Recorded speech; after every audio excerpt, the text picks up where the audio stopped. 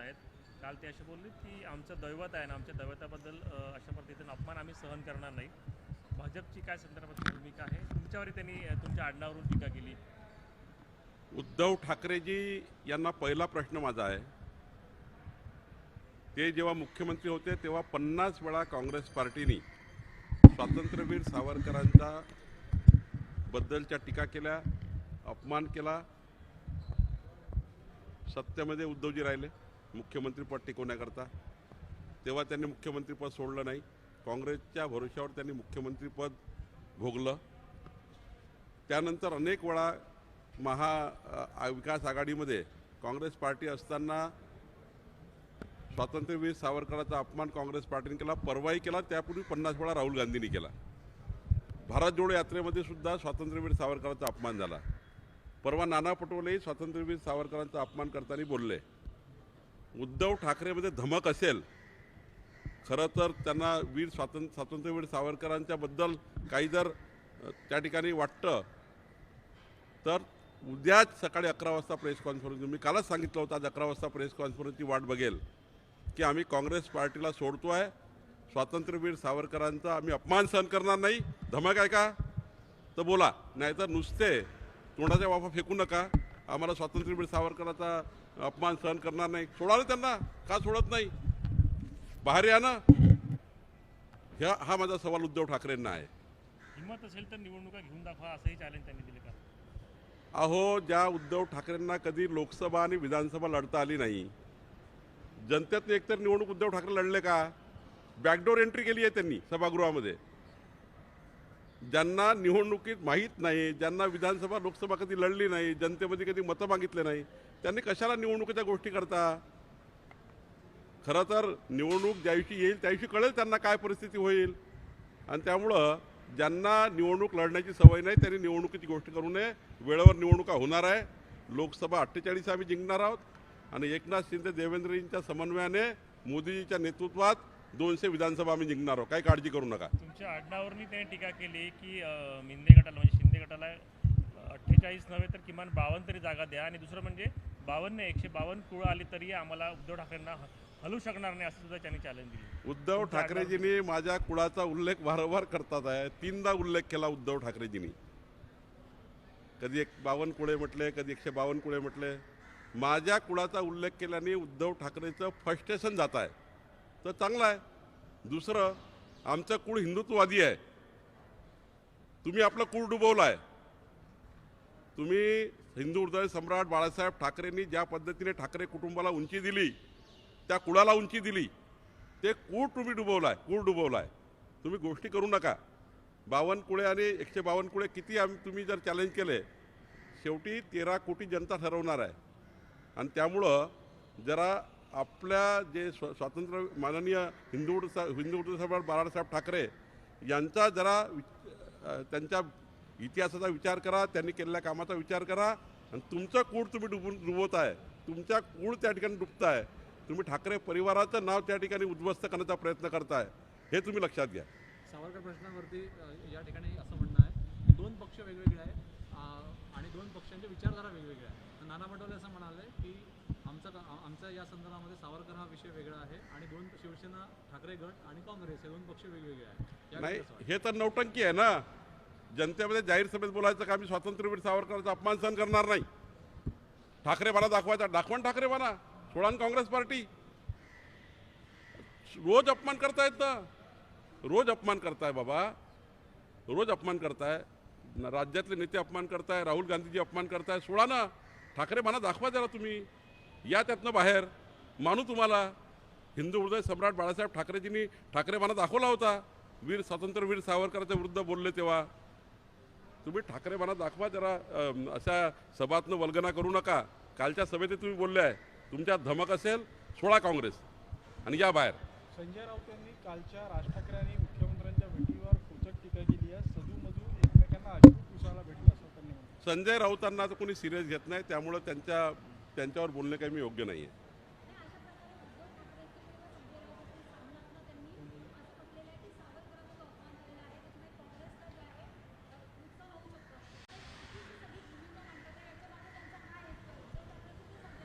नौटंकी करतात आहे.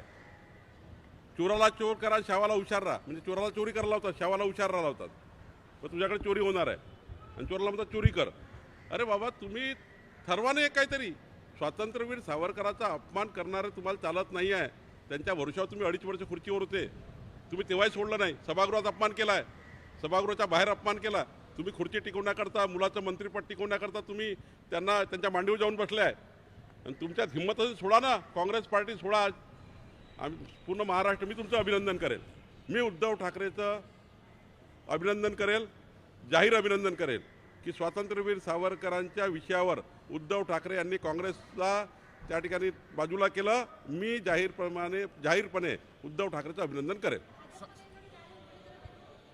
नाही, भाजपचा संबंधच येत नाही आहे. तुम्ही एका भूमिकेवर आहे ना, स्वातंत्र्यवीर सावरकरांचा अपमान झाला, सहन करणार नाही. तुम्ही सहन करतायत ना, म्हणून त्यांच्यासोबत आहे. तुम्ही रोज सहन करताय. तुम्ही हिंदुत्व सोडलं आहे, तुम्ही स्वातंत्र्यवीर सावरकरांचे विचार सोडले आहे, म्हणून तुम्ही त्या ठिकाणी त्यांच्यासोबत आहात. तुम्ही जर धमक असेल तर निघा बाहेर. मी तुमचं अभिनंदन करेन. संजय राऊत म्हणतात आहे की भाजप डरपोक आहे आणि समोरासमोर येऊन लढा. तो फुसकी फटाका आहे संजय राऊत, त्यामुळे त्याच्याबद्दल काही मी बोलणार नाही. संजय राऊत यांनी असंही म्हटलं की राहुल गांधी यांची भेट घेऊन त्यांना या सगळ्या बाबतीत आम्ही आमची भूमिका मांडून समजावून सांगू. काय समजून सांगायचं आहे? तुमची भूमिका क्लिअर आहे ना. स्वातंत्र्यवीर सावरकरांचा अपमान तुम्हाला मान्य नाही ना, करा ना, घ्या ना प्रेस कॉन्फरन्स, सोडा ना त्यांना. कशाला समजावू, कशाला काय करू? 50 वेळा अपमान केला, आता पण समजावलं नाही. 2.5 वर्षात 50 वेळा अपमान केला. 2.5 वर्षात काही राहुल गांधीची तुमची भेट झाली नाही? 2.5 वर्षात संजय राऊत राहुल गांधीला भेटले नाही आहे का? रोज मांडी लावून बसताना रोज समजावत नाही का तुम्ही त्यांना? आता खोटारडेपणा पुन्हा. आम्ही त्यांच्याकडे जाऊ, त्यांना समजावू, त्याच्याशी बसू. अरे किती दिवस महाराष्ट्र तुमचा ऐकणार आहे? कोणी ऐकणार नाही आहे. संभाजी महाराजांनी जाहीर केलाय, पक्ष काढलाय त्यांनी, छत्रपती संभाजी महाराजांनी जो पक्ष काढलाय त्यावर तुमची प्रतिक्रिया काय? भाजप त्यांना माझ्या शुभेच्छा आहेत. तिन्ही पक्ष एकत्रित येऊन आंदोलन करणार आहेत राहुल गांधी यांची खासदारकी रद्द केल्याच्या विरोधामध्ये. पण भाजप या संदर्भामध्ये काही आंदोलन करणार आहे का? कारण वारंवार स्वातंत्र्यवीर सावरकरांचा अपमान जे आहे ते काँग्रेस करत आहेत. असं आहे, खासदारकी कशामुळे गेली? कोर्टाने त्यांना 2 वर्ष त्या ठिकाणी आरोपी ठरवला आहे आणि नियमाप्रमाणे 1951च्या नियमाप्रमाणे त्यांची 2 वर्ष खासदारकी केली. अनेकाची गेली का? लालू प्रसाद यादवजीची गेली, जयललिताची गेली, आमच्या भाजपच्या एका खासदाराची गेली, अनेक लोकांच्या गेल्या आहेत. त्यामुळं त्यांनी स्टंटबाजी केली. त्यांनी कोर्टामध्ये येऊन जर माफी मागितली असती. काय झालं की काही मोदीजींनी केस टाकली होती का कोर्टामध्ये? मोदी समूह आणि एक ओबीसी या विषयाच्या आधारावर केस झाली. ओबीसी समाजाला, मोदी या समूहाला त्या ठिकाणी मोठी मान्यता आहे गुजरातमध्ये, आणि त्या समूहाला तुम्ही त्या ठिकाणी ज्या पद्धतीने सरेआम पब्लिक समोर लाईव्ह मीडियामध्ये अपमानित केलं, म्हणून तुम्हाला सजा आली. आता तुम्ही त्याच्यानंतर तुमची स्टंटबाजी म्हणजे तुमची खासदारकी गेली. आता आंदोलन करून काय फायदा आहे? खोटी सहानुभूती मिळवण्याचा प्रयत्न आहे. काही सहानुभूती मिळत नाही आणि किती आंदोलन केले तरी काही होणार नाही. पण ओबीसी समाज राहुल गांधीला माफ करणार नाही, काँग्रेस पार्टीला माफ करणार नाही, राहुल गांधीला महाराष्ट्रात फिरू देणार नाही. तुम्ही ओबीसींची माफी मागावी अशी तुम्ही मागणी केली होती. दुसरीकडे विजय वडेट्टीवार यांनी म्हटलेलं आहे की नीरव मोदी असेल किंवा ललित मोदी असतील यांनी सर्वसामान्यांचे पैसे जे आहेत ते बुडवलेले आहेत, त्यामुळे त्यांच्याबद्दल बोललं तर अपमान कसा होतो? ही केस नीरव मोदी, ललित मोदी, माननीय नरेंद्रभाई मोदीवर नव्हती. तुम्ही समजून घ्या. ही केस मोदी समुदायाबद्दल बोललं गेलं होतं आणि मोदी समुदाय मोठ्या प्रमाणात ओबीसीमध्ये पिछडा जातीमध्ये येतो आणि केस दुसऱ्याने केली. मोदी समूहामधील एका व्यक्तीने केली आहे, मोदीजींनी नाही केली आहे ही केस. आणि त्यामुळं मोदीजीच्या एका समूहाने केस केली आणि त्यांनी सांगितलं की मोदी समूहाला तुम्ही नीरवबद्दल बोला ना, काय बोलायचं तुम्ही बोला ना, त्याच्याबद्दल काय बोलायचं ललितबद्दल, पण तुम्ही डायरेक्ट मोदी समूहाबद्दल त्या ठिकाणी विधान केलं, म्हणून कोर्टाने तुम्हाला दोषी ठरवलं आहे. तुम्ही दोषी आहात आणि म्हणून तुम्हाला त्या ठिकाणी ओबीसीचा अपमान केला आहे. म्हणून महाराष्ट्रात तुम्हाला मात्र फिरू देणार नाही आम्ही. हिंदी में उद्धव ठाकरे ने कल किस तरह से कहा सावरकर के बारे में कांग्रेस ने अपनी बातें जो है वो पीछे लेनी चाहिए और सावरकर के बारे में फिर भी अनाप शनाप बातें जो है वो सुनी नहीं जाएगी, इस बारे में उद्धव ठाकरे का संजय राउत ने भी कहा. उद्धव ठाकरे, संजय राउत जी नौटंकी कर रहे हैं. जब उद्धव ठाकरे महाविकास आघाड़ी में गए भारतीय जनता पार्टी को छोड़कर, तब उद्धव ठाकरे जी जब सीएम बने उसके बाद राहुल गांधी जी ने बार बार सरेआम स्वातंत्र्यवीर सावरकर जी का अपमान किया. महाराष्ट्र में भी किया, भारत जोड़ो यात्रा में, दिल्ली में भी किया, सब तरफ किया। और जब वो अपमान कर रहे थे, बार बार आलोचना कर रहे थे, तब उद्धव ठाकरे कुछ नहीं बोल रहे थे, क्योंकि उनका चीफ मिनिस्टर, उनका बेटा मिनिस्टर, ये उनको चाहिए था, तब उन्होंने छोड़ा नहीं। अब जब वो सत्ता से गए, तब जाके रास्ते पे आके बोल रहे हैं कि हम ये सहन नहीं करेंगे स्वातंत्रवीर सावरकर जी का अपमान। हिंदू हृदय सम्राट बाला साहेब ठाकरे जी ने समय जब स्वातंत्रवीर सावरकर का अपमान हो रहा था, तो हिंदू हृदय सम्राट बाला साहेब ठाकरे जी ने सीधी भूमिका ली थी कांग्रेस के बारे में। और मेरा कहना उद्धव ठाकरे जी को ऐसा है, अगर आप पे धमक है, आप में धमक है, कल 11 बजे आप कांग्रेस पार्टी के साथ बाजू हो जाइए। ये नौटंकी मत करिए, हम उनको समझाएंगे। क्या 2.5 साल में आपकी कोई बात नहीं हुई राहुल गांधी से? आपकी तो रोज चर्चा होती है ना, उनके पास ही जाके बैठे ना आप। तो अगर आप में धमक है, कल 11 बजे आप कांग्रेस पार्टी छोड़िए, जो स्वतंत्रवीर सावरकर का अपमान करती है। मैं आपको खुले रूप से आपका अभिनंदन करूंगा, भारतीय जनता पार्टी का अध्यक्ष करके आपका अभिनंदन करूंगा, खुले रूप से करूंगा। आंदोलन जो शुरू है, आंदोलन शुरू रहेगा जिस तरह से आंदोलन जारी था राहुल गांधी के खिलाफ ओबीसी के मुद्दे पर। देखिए, राहुल गांधी जी का जो मुद्दा है, ये कोर्ट ने उनको सजा दी है, और कोर्ट में कोई मोदी जी नहीं गए, नरेंद्र मोदी जी कोर्ट में गए क्या?